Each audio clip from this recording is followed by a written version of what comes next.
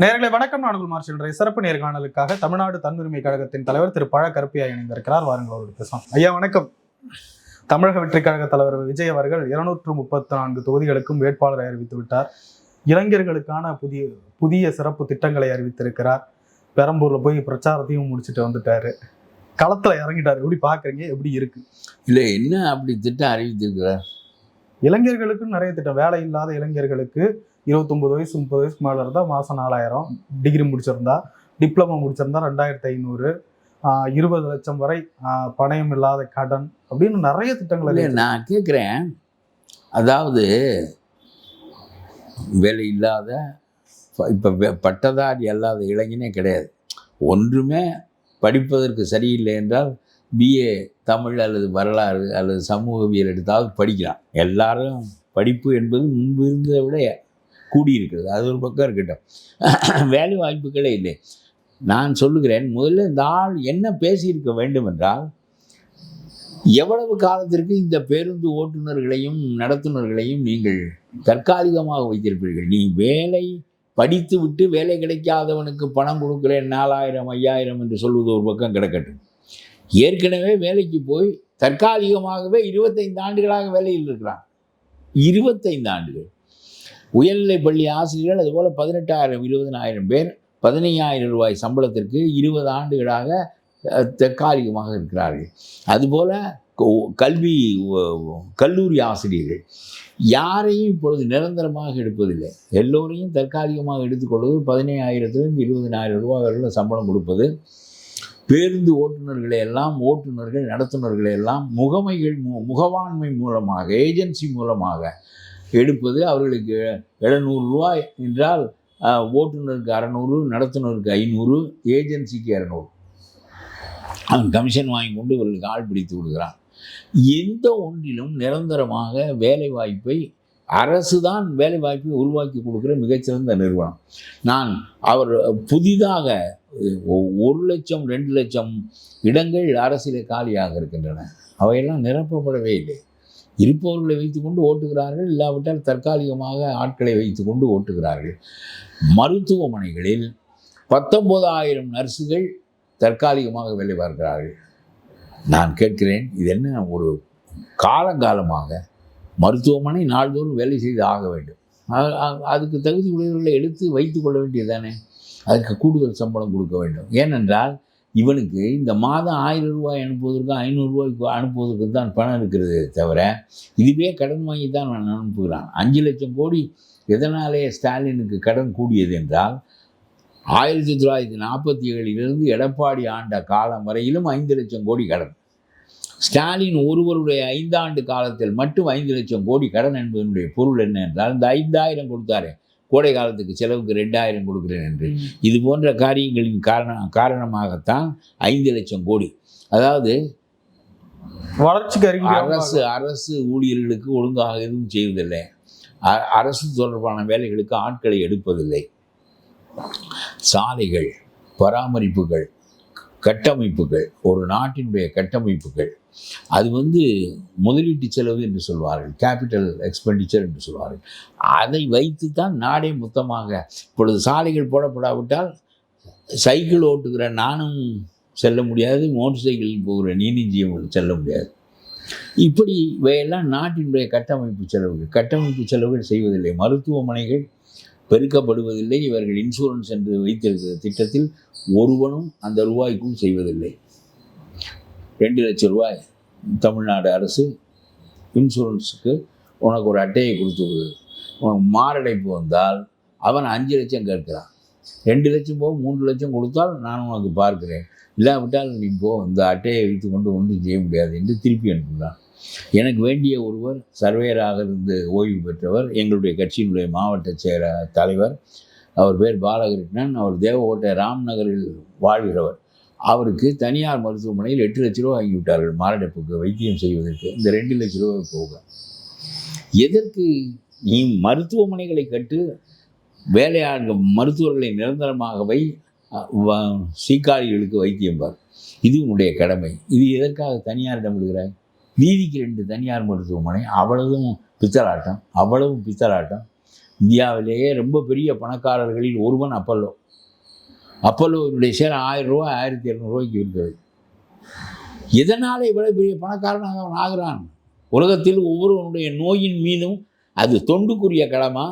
பழைய காலத்தில் நம்முடைய மருத்துவர்கள் எல்லாம் இல்லாதவனுக்கு சும்மா பார்ப்பார்கள், இருப்பவனுக்கு ஏதாவது மூலிகை மருந்துகள் மற்றவற்றை கொடுப்பார்கள்.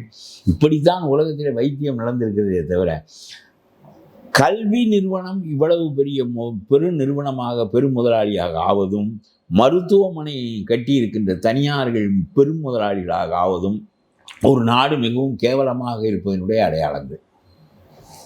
இது அரசு செய்ய வேண்டிய வேலையை அரசு செய்யாத காரணத்தினால். ஆனால் அன்றைக்கு ரொம்ப அவசரத்திற்கு எம்ஜிஆர் தான் இதை செய்தார். தனியாரிடம் கூப்பிட்டு இதையெல்லாம், ஏன்னா உலகமயமாக்கலினுடைய தேவை.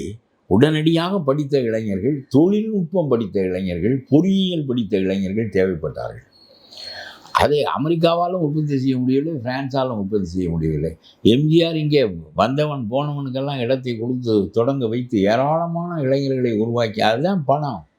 நம்முடைய நாட்டுக்கு வருகிற அந்நிய செலாவணி அமெரிக்காவிலிருந்து, பிரான்சிலிருந்து, ஜெர்மனியிலிருந்து அனுப்புகிற பணம் தான். கிராமங்களில் பல குடும்பங்கள் மேலோங்கி வந்து பெரிய வீடு வாசலோடு இருப்பதற்கு காரணம் எம்ஜிஆர் அன்றைக்கு அந்த உயர்கல்வியை வளர்த்து. அது ஒரு பக்கம் இருக்கட்டும். ஆனால் பொதுவாக மருத்துவமனையின் காரணமாக ஒருவன் பெருமுதலாளியாக அம்பானி போல அதானி போல இருப்பதும், அதுபோல் அவன் கல்வி நிறுவனம், அது சரியில்லை. அரசு கடமையை செய்ய தவறுகின்ற காரணத்தினால் ஒரு இயலாத காலத்தில் கொஞ்சம் செய்கிறோம், அப்புறம் இதையே நாம் ஆக்கி விடுகிறோமே தொடர்ச்சியாக. இப்பொழுது என்ன உன்னுடைய அரசு 11% நாங்கள் வளர்ச்சி அடைந்திருக்கிறோம் என்று சொல்லுகின்ற போது, ஏன் உன்னால் நர்ஸுகளை வைத்துக்கொள்ள முடியவில்லை, ஆசிரியர்களை நிரந்தரமாக வைத்துக்கொள்ள முடியவில்லை? எந்த ஒரு வேலையாட்களும் தமிழ்நாட்டில் நிரந்தரமாக இல்லை. அப்புறம் நீ பெரும் முதலாளிகளை கூட்டி வந்து வேலை நிலையத்தை அவனை கூட்டுகிறாய், தொழிலாளர்களுடைய நலன்களை நீ பறிக்கிறாய். இவ்வளவும் செய்கின்ற போது இதையெல்லாம் எடுத்து பேச விஜய்க்கு தெரியவில்லை. அதை விட்டு வேலையில்லா பட்டதாரிகளுக்கு நான் 4000 கொடுப்பேன், 5000 கொடுப்பேன் என்றால், நீ ஏற்கனவே நிரந்தரமில்லாத வேலையாள்களுக்கே வேலை கொடுக்க முடியவில்லை. இதையெல்லாம் இப்படி கொடுப்பது என்பது ஒரு பக்கம் இருக்கட்டும். அப்புறம் அவர் இதைவிட ஒன்று சொல்லிவிட்டார். தமிழ்நாடு முழுவதும் பெண்கள், மக்கள் தொகையில் பாதி, பேருந்தில் எங்கிருந்து எங்கு வேண்டுமானாலும் செல்லலாம். அப்புறம் நான் சொல்கிறேன், ஆணும் பெண்ணும் 3 வயதுக்கு மேற்பட்ட குழந்தை பயணம் செய்வது வரையிலும் பயணச்சீட்டு வாங்கி கொண்டு செல்வதற்கே 48,000 கோடி நம்முடைய பேருந்துக்கு கடன் இருக்கிறது, பேருந்து நிறுவனத்திற்கு. தெரியாது விஜய்க்கு இதெல்லாம். அப்புறம் இப்பொழுது ஒரு ஓட்டுநரையும் நடத்துனரையும் இவர்கள் நிரந்தரமாக வைத்துக் கொள்வதில்லை. அவனுக்கெல்லாம் ஒழுங்காக அவன் ஒரு செங்கல் சேட்டு தூக்குகிறவர்களுக்கு 800 ரூபாய் சம்பளம் கிடைக்கிறது. ஒரு 600 ரூபாய்க்கு நீ வேலையாள் வைத்துக் கொள்கிறாய், ஓட்டுநரை 500 ரூபாய்க்கு நடத்துனரை வைத்துக் கொள்கிறாய். உனக்கு என்ன கொடுமை நாட்டில் நடக்கிறது என்று தெரியாது. உனக்கு எந்த விதமான வசதி உனக்கு இருக்கிறது? பெரும்பணம் வைத்திருக்கிறாய். உனக்கு உன்னுடைய செயற்குழு கூட்டம் பூரா 5 நட்சத்திர ஹோட்டலில் தான் நடக்கிறது. அவர்கிட்ட இருக்கு நடத்துறாரு. ஆமாம், அதான் அது அப்படித்தான் உழைச்சி சம்பாரிச்ச காசியா? நடிச்சு உழைச்சி சம்பாரிச்ச. அதான் ரொம்ப நியாயமாக இருக்கும் நீ சொன்ன. ஆகா, செங்கல் செட்டு தூக்குகிறவர்களும் உழைத்து சம்பாதிக்கிறார், விஜயும் உழைத்து சம்பாதிக்கிறார். இதெல்லாம் நல்ல சரியான வாதம் தான். ஒன்று மாதிரியான ஆள் 4 பேர் இருந்தால் தான் இந்த அவரெல்லாம் கட்சி தொடங்க முடியும். சரி, அது ஒரு பக்கம் இருக்கட்டும். ஒருவருக்கு அதாவது ஏன் நடிகர்களுக்கு சம்பளம் கூடுதலாக இருக்கிறது, ஏன் சாதாரண செங்கல் தூக்குறவர்களுக்கு இல்லை என்பதெல்லாம் தனி விவாதத்துக்குரிய, அது ஒரு நாளைக்கு தனியாக வைத்துக்கொள்வோம். என்ன புரிந்து நீ இதை செய்கிறாய்? இந்த பேருந்திலே கட்டணம் வாங்காமல் இருக்கிறவர்களெல்லாம் ஏற்றினால் டிரைவருக்கு எப்படி சம்பளம் கொடுப்பாய், கண்டக்டருக்கு எப்படி சம்பளம் கொடுப்பாய்? புது புது பேருந்து எடுக்கிறாயே, அதுக்கு வங்கிகளில் கடன் கொடுக்குறானே, அதற்கு எப்படி தவணை கட்டுவாய்? நோட்டு அடிப்பாயா என்று கேட்கிறேன். ஏதாவது புத்தியோடு பேச வேண்டாமா? அந்த எவனோ ஒரு முட்டாள் உனக்கு சொன்னால் அந்த முட்டாளிடம், ஏண்டா தமிழ்நாட்டினுடைய 7.5 கோடி மக்களில் 3.5 கோடி பெண்கள் கட்டணம் இல்லாமல் பேருந்துகளில் போக முடியுமானால் 48,000 கோடி கடன் 4,80,000 கோடி கடனாக மாறும். தவணை கட்ட முடியாது. ஆகவே வங்கி கடன் கொடுக்க மாட்டான், இருக்கிற வண்டிகளை பிடுங்கி கொண்டு போய்விடுவான். நீ வங்கி கடன் கொடுக்காவிட்டால் புதிய வண்டி எடுக்க முடியாது. அப்புறம் நீ சம்பளம் கொடுக்க முடியாது, கண்டக்டர் தேவையில்லை, ஏனென்றால் பாதி பேருக்கு சீட்டு கிடையாது, சும்மா ஏறி உட்கார்ந்து கொள்ள வேண்டியதான். டிரைவர் வேண்டும், அவன் ஒழுங்காக எனக்கு சம்பளம் கொடுக்கவில்லை என்று எப்படி ஓட்டுவாய்? மக்கள் பூராவும் நடக்க வேண்டிய கட்டத்திற்கு கொண்டு வந்து விடுவாய். மக்கள் எல்லாம் பேருந்தில், உள்ளூருக்குள்ளே பேருந்தில் போகின்ற காலம் போய் கும்பகோணத்துக்கே அவன் நடக்க வேண்டியதான், இல்லைன்னு ரெட்டமாட்டு வண்டியில் போக வேண்டியதான். புத்தி இருந்து பேசுகிறாயா, திட்டம் போடுகிறாயா? உனக்கும் தெரியாது. உனக்கு யோசனை சொல்லுகிறவனையும் முட்டாளாக வைத்திருக்கிறாயே. தமிழ்நாடு முழுவதும் பெண்களுக்கு பாதி மக்கள் தொகைக்கு கட்டணம் இல்லாமல் பேருந்தில் நீ ஏற்றிக்கொண்டு செல்லும். நகரத்தில் கொஞ்சம் முடிகிறது, 2 பேரும் செய்கிறார்கள் வைத்துக்கொள். ஒருத்தன் பெண்ணுக்கு மட்டுமன்றால் இன்னொருவர் ஆணுக்கும் சேர்த்து என்றால் இது கொஞ்சம் அளவுக்கு செய்ய முடியும், கொஞ்சம் அளவுக்கு. சரி, இவர் கொஞ்சம் செய்ய முடியும், அவ்வளோதான். இந்த பேருந்தெல்லாம் நின்று விடாது, கடன் சுமை கூடிக்கொண்டே போகும். அது ஒரு பக்கம் இருக்கட்டும். தமிழ்நாடு முழுவதுக்கும் என்று சொல்லுகிறாயே, உனக்கு யோசனை ஏதாவது இருக்கிறதா? அப்புறம் வேலை இல்லாதவனுக்கெல்லாம் 5000. வேலை இல்லாதவன் தானே இருக்கிறான், வேலை உள்ளவன் எங்கே இருக்கிறான்? அவங்களுடைய வாழ்வாதாரத்துக்கு உதவி செய்யணும், வேலை கிடைக்கிற வரைக்கும் 5000. வேலை ஒருத்தனும். அதாவது வெளிநாட்டுக்கு நான் போயிருந்தேன், ஐரோப்பிய நாடுகளுக்கெல்லாம்.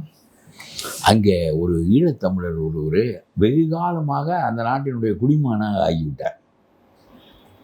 வேலை கிடைக்கவில்லை என்றால் வேலை கிடைக்கின்ற காலம் வரையிலும் அவனுக்கு ஊதியம் கொடுப்பது என்பது அந்த நாட்டில் ஜெர்மனி, பிரான்ஸ்லாம் இருக்கிறது. இவர் என்ன செய்வாராம், அவன் வேலைக்கு ஒரு இடத்தை பிடித்து விடுவான், கொஞ்ச நாளைக்கு போவார், பிறகு சரியில்லை என்று இவன் சரியில்லை என்று அவன் தள்ளி விடுவான். நல்லது, பாதி காலத்திற்கு ஒரு வேலையை பார்க்காம அவரே என்ன சொன்னார். எப்படி என்று கேட்டேன். அது பென்ஷன் வந்து விடுகிறது, நாங்கள் குடும்பத்தை நடத்தி விடுகிறோம். வெள்ளைக்காரன் போல ஜெர்மன்காரன் போல நம்ம ரொம்ப அதிகமாக செலவு செய்கின்ற ஆட்கள் இல்லை, நமக்கு அவன் தருவதே போதுமானது. அவனும் விடமாட்டான், கொஞ்ச நாள் சென்று அதிலிருந்து வந்து விட்டாய், பிறகு அவன் அதிலிருந்து 2 மாதத்தில் வர வெளியே தள்ளி விடுவான், நீ ஒன்றும் வேலை செய்வது சரியில்லை என்று. என்ன அப்படி இதெல்லாம் நடக்கிற காரியம் இல்லை. வெளிநாடுகளில் ஏன் நடக்கிறது என்றால், இதுபோல் டிமிக்கி கொடுப்பவர்களின் எண்ணிக்கை குறைவு. நம்முடைய ஆட்கள் தான் இதெல்லாம் கண்டுபிடிப்பார்களே தவிர, அவன் வெள்ளைக்காரன் கூடுதல் சம்பளத்திற்கு போக வேண்டும் என்று நினைப்பானே தவிர, இந்த குறைந்த வயிற்றுக்கும் வாய்க்குமான ஊதியத்தை வைத்து கொண்டு இருக்க மாட்டான். இங்கே 4000 ரூபாய் நல்ல ஊதியம், 4000 5000 இதெல்லாம் வச்சு அடிப்படை கொடுக்கவே முடியாது என்று சொல்லுவேன். பேருந்துக்கும் உனக்கு கட்டணம் கிடையாது, பேருந்தெல்லாம் ஓடுவது நின்றுவிடும், பிறகு மக்கள் நடைவாசிகளாக ஆகிவிடுவார்கள். உன்னுடைய அந்த திட்டமெல்லாம் ஒன்று நிறைவேறாது. 2500 ரூபாய் வரை கொடுக்குறேன் இருக்கிறாய். எல்லாம் சும்மா வாயால் அள்ளி விடுகின்ற பேச்சை தவிர, அண்ணன் சீர் ஒவ்வொரு திருமணம் ஆக வேண்டிய பெண்ணுக்கும் ஒரு தாலி, இப்போ 1,10,000 ரூபாய் ஒரு பவுன், ஒரு தாலி. அதுக்கப்புறம் ஒரு பட்டுச்சீலை 15,000 ரூபாய்க்கு குறைந்து பட்டுச்சீலை எடுக்க முடியாது.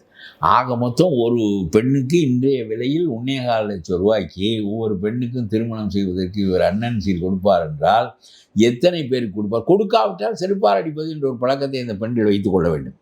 ஏண்டா வாயால் சொன்னாய், நீ திருமணம் செய்து வைப்பாய் என்பதற்காக தான் உனக்கு ஓட்டு போட்டேன், நீ செய்து வைக்கவில்லை என்றால் செருப்பால் அடிக்க வேண்டும் இந்த ஆட்சியாளர்களை. அப்பொழுதுதான் சொல்லுவதற்கு யோசிப்பான். அண்ணன் சீர்வர் கொடுப்பார் 1,4 லட்சம். என்ன 10 பெண்ணா? ஒருவனோடு 2 பெண் பிறக்கிறாள், அந்த 2 பேருக்கு அண்ணன் திருமணம் செய்து வைக்க முடியும். ஏன்னா எத்தனை கோடி? அது போகட்டும். அதுக்கப்புறம் மாமச்சீர், தாய் மாமன், தங்க. இவர் தான் நாட்டில் உள்ள எல்லா பொம்பளைக்கும் அண்ணன். ஆகவே இவர் எல்லா பிறக்கிற பிள்ளைகளுக்கும் தாய் மாமன் இவர் தான். மடியில் வைத்து அந்த பிள்ளைகளுக்கு மொட்டை அடித்து, அதுக்கு காது குத்தி, அதுக்கு தங்க மோதிரம் போட்டு, அதுக்கு தனி. அதுக்கேற்ற மாதிரி நிதி மேலாண்மை செய்ய போறாங்க. நிதி மேலாண்மை எப்படி செய்வா என்று நீ சொல், உனக்கு நான் ஓட்டு போடுகிறேன்.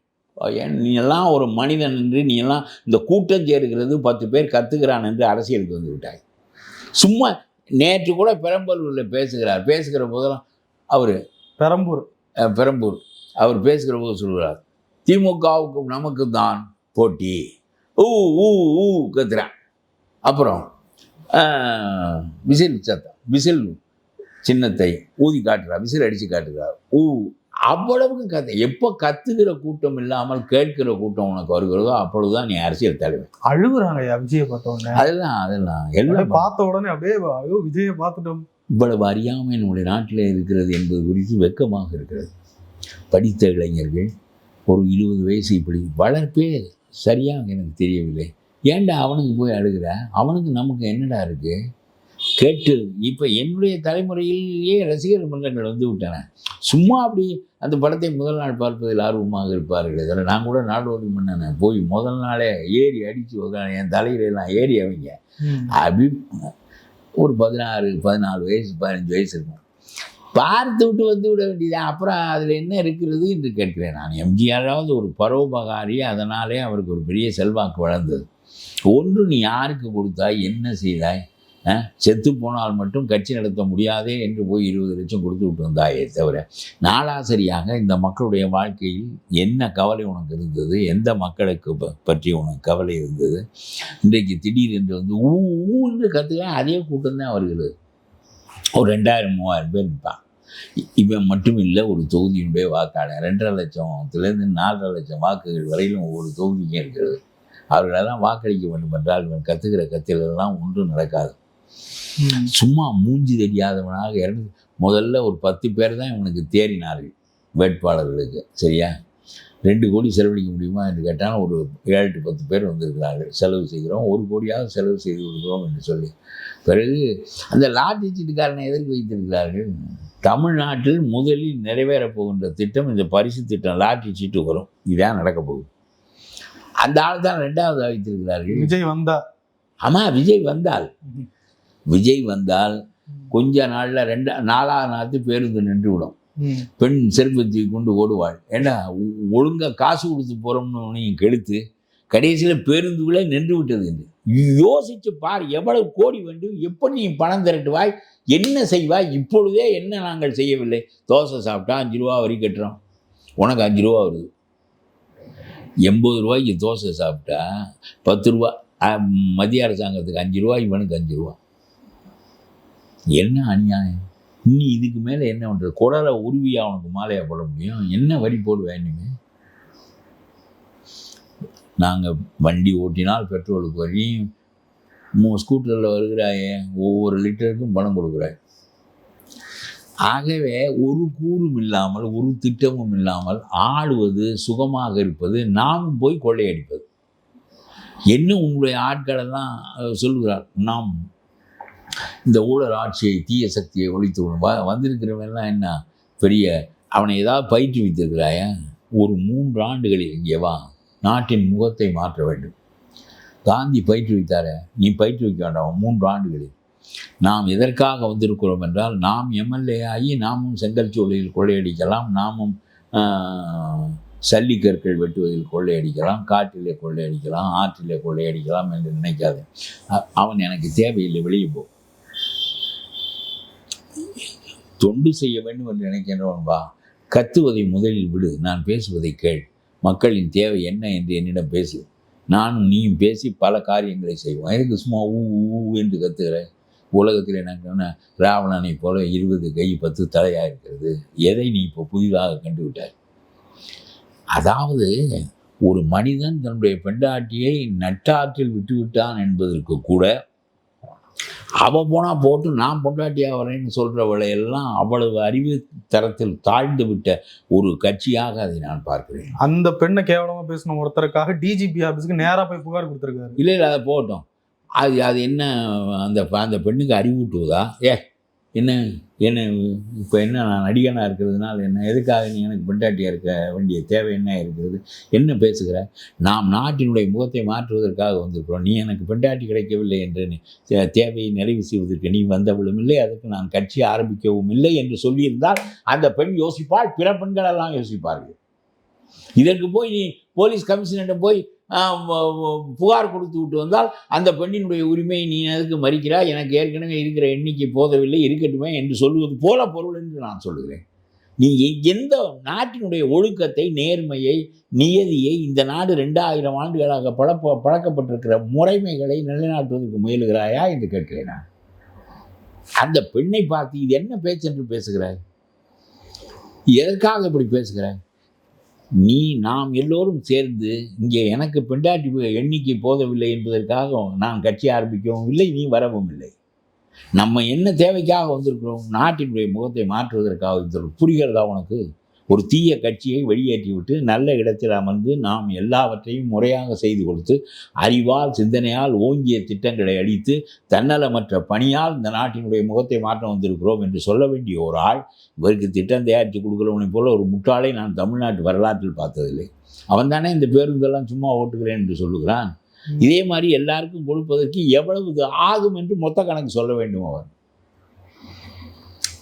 ஏற்கனவே திமுகவும் அதிமுக விஜய் இதெல்லாம் திட்டமிடாம ஒரு டைம் எங்கள்கிட்ட தயவு செஞ்சு கொடுங்க, ஒரு டைம் கொடுங்க, நாங்க எப்படி தமிழ் ஒரு டைம் மாத்தி சீமான் தான் அந்த ஆளும் சொல்லிக்கிட்டு இருக்காரு.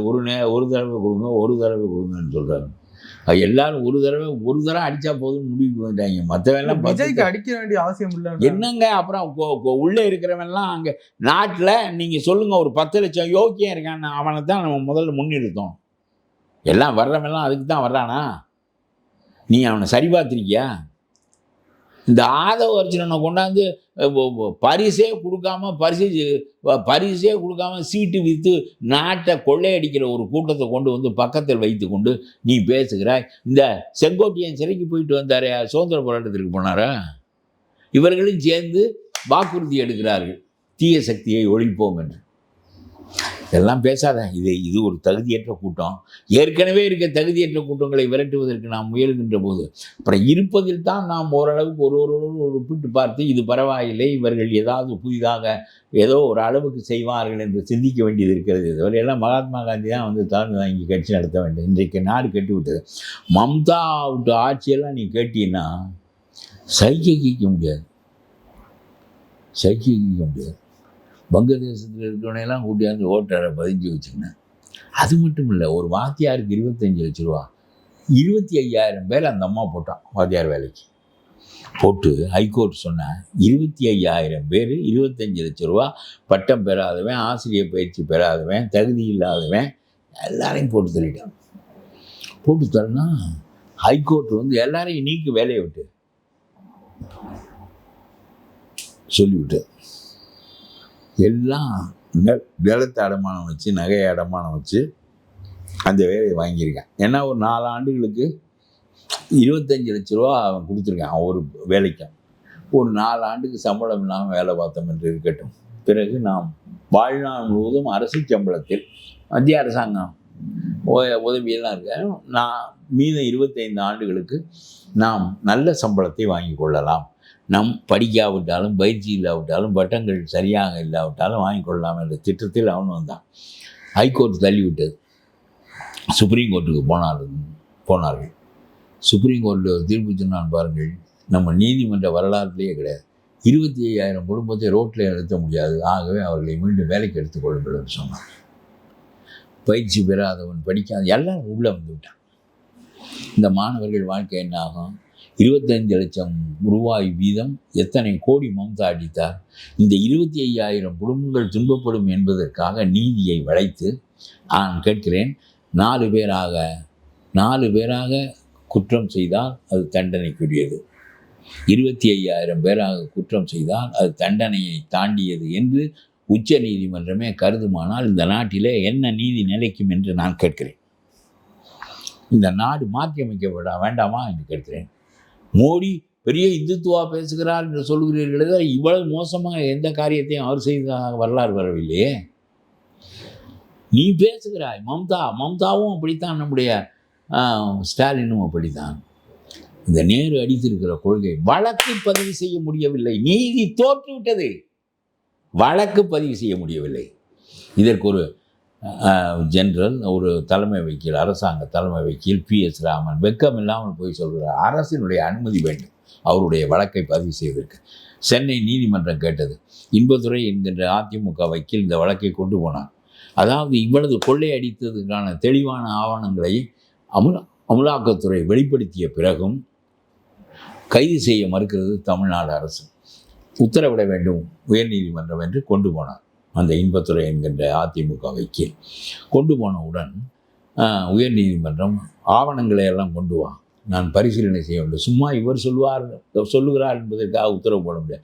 ஆவணங்கள் சரிபார்க்கப்பட்டன, அதற்கான அடிப்படை இருப்பதாக தெரிந்து அவரை கைது செய் என்று உத்தரவு போட்டது.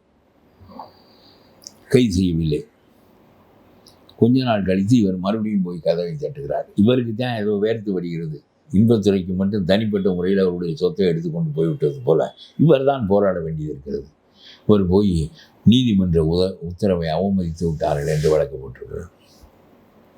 அதுக்கு PS ராமன் சொல்லுகிறார், ஒரு பிராமணன் எனக்கு ஒரு மதிப்பு உண்டு, ஒரு கொஞ்சம் தர்மத்துக்கு அஞ்சு வாங்கிங்கிற கருத்து உண்டு.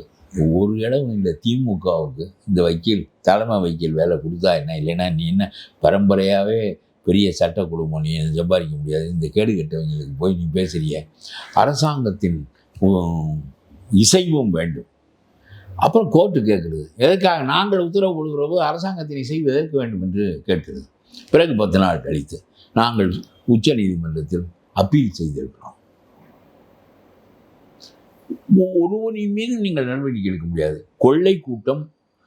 கொள்ளை கூட்டத்தின் கையில் நீ சட்டம் இருக்கிறது, புரிகிறதா? ஆட்சியாளன் கையில், ஆட்சியாளன் கொள்ளைக்காரனாக இருக்கிற போது அவன் கையில் இருக்கிற சட்டம் அவனை பாதுகாக்கும். நீதிமன்றம் இதற்கு அப்பாற்பட்டதாக இருப்பதாக சொன்னார்களே தவிர அப்படி இருப்பது போல் தெரியவில்லை என்று நான் சொல்லுகிறேன். தெரிந்திருந்தால் இதற்கு மம்தா 25,000 பேரிடம் 25 லட்சத்தை வாங்கிவிட்டு அவர்களையெல்லாம் வேலைக்கு எடுத்துக்கொள், இல்லாவிட்டால் அவ்வளவு குடும்பங்களும் நாசமாகிவிடும் என்று ஒரு உச்சநீதிமன்றம் ஏன் சொல்ல வேண்டும்? உயர்நீதிமன்றத்தின் உத்தரவை மதிக்காத தமிழ்நாடு அரசு நான் உச்சநீதிமன்றத்திற்கு மேல் விண்ணப்பம் செய்திருக்கிறேன், முடிந்தது. மேல் விண்ணப்பம் என்று முடிவு கோருகிறது, பின்னால் பார்க்கலாம். 25ஆம் தேதிக்கு மேல் வாய்தான், தேர்தல்கள் முடிந்துவிடும், மீண்டும் நான் ஆட்சிக்கு வருவோம், மீண்டும் நம்முடைய கையில் தான் சட்டம் இருக்கும் என்று சொல்லுகின்ற இவர்களையெல்லாம் கொதிக்கிறது அப்படியே மனம். இவர்களெல்லாம் அகற்றுவதற்கு அவர் போதுமா? இவருக்கு ஏதாவது புரியுமா? ஊ என்று கத்திக்கொண்டே தெரிகின்றவர்கள் கையில் நாட்டை கொடுத்து அவன் திட்டமிட்டு திருடுவான். அவனை அகற்றுவதற்கு இன்னும் எவ்வளவு விவரமான அரசியல் வேண்டும்? இந்த ஆள் ஊய் ஊய் என்று அவன் கத்திக்கொண்டே இருக்கிறான். விசில் எனக்கும் திமுகவுக்கும் தான் போட்டி. ஏன் அப்படி சொல்கிற? நீ இன்னும் கெட்டிக்காத, உனக்கு எழுதி கொடுக்குறவன் இன்னும் சிறப்பு எழுதி கொடுக்கணும். திமுக தான் என்னோடு போட்டி கொடுக்குறது. இதே எப்படி நல்லா இருக்குல்ல நான் சொல்கிற யோசனை? அப்படி சொல்லு, அடுத்து சொல்லு. திமுக தான் என்னோடு போட்டி கொடுக்கிறது, என் கையிலே தான் தமிழ்நாடு இருக்கிறது சொல்லு. ஒரு கூறுகட்ட மனிதர்கள் அரசியலுக்கு வந்து நாசமாக்கி கொண்டிருக்கிறார்கள். ஆக நான் உனக்கு சொல்கிறேன், இது ஒன்றும் தேரப்போவதில்லை. 10% வாக்குகளை பெற்று கடைசியில் முன்பு யாரை கெடுப்பாரோ என்று நினைத்தார்கள், இப்பொழுது பெரும்பாலும் திமுகவை கெடுப்பார்கள் என்று தான் சொல்லுகிறார்கள். சிறுபான்மை வாக்குகளை எல்லாம் இவர் வாங்குவார். போயிருமா? அப்படித்தான் என் சொல்லுகிறார்கள். சிறுபான்மை வாக்குகள் 2 பக்கமாக விழுகிறார். 2 தொகுதியில் நிற்கிறாரு. அவருடைய வெற்றி வாய்ப்பு எப்படி பார்க்குறது? அது தெரியல. வெற்றி வாய்ப்பெல்லாம் வரக்கூடும். 2 பேர் 4 பேர் வரமாட்டார்கள் என்பது என்னுடைய கருத்து இல்லை. அது யார் வேண்டுமானால் சுயேட்சை கூட வந்து விடுவான். ஒருவனாக வருகின்ற நிலை வேறு, ஆட்சியே வருகின்ற நிலை வேறு. ஆகவே ஒரு மனிதர்கள் தனியாக சுயேட்சையாக வெல்லுகிறவர்கள் கூட இருக்கிறார்கள். அதை விட கூடுதல் செல்வாக்குள்ளவர் வெல்ல முடியும். ஒரே கிறிஸ்துவர்களை தேடித்தான் போய் நிற்கிறார். அப்புறம் என்ன பண்ணுவது? ஒரு நாட்டினுடைய தலைவன் எம்ஜிஆர் போய் திண்டுக்கல்லில் போய் எந்த பெல்ட்டில் இருந்தார்? அங்கே மலையாளியாக இருந்தால் மலையாளி என்று அவரை சொன்னார்களே தவிர தமிழர்களின் நலனை அவரை விட கருதியவர்கள் யாரும் இல்லை என்று அவர் மெய்ப்பித்து விட்டு போனார். தமிழ் மாநாடு நடத்துவதிலிருந்து அவ்வளவு காரியங்களிலும் ஈழத்தமிழர்களுக்கு உதவியாக இருப்பது வரையில் அத்தனையும். கருணாநிதி ஒரு பித்தலாட்டக்காரர், அதனாலே எம்ஜிஆரை அவ்வளவு கேவலமாக அவர் சொல்லி கொண்டிருந்தாரே தவிர ஈழத்திற்கும் அவர்தான் உதவியாக இருந்தார். தமிழ் மாநாடுகளும் அவர் தான் நடத்தினார். தமிழுக்கு எந்த ஊரும் அவருடைய ஆட்சி காலத்தில் வந்ததில்லை, தமிழர்களுக்கும் வந்ததில்லை.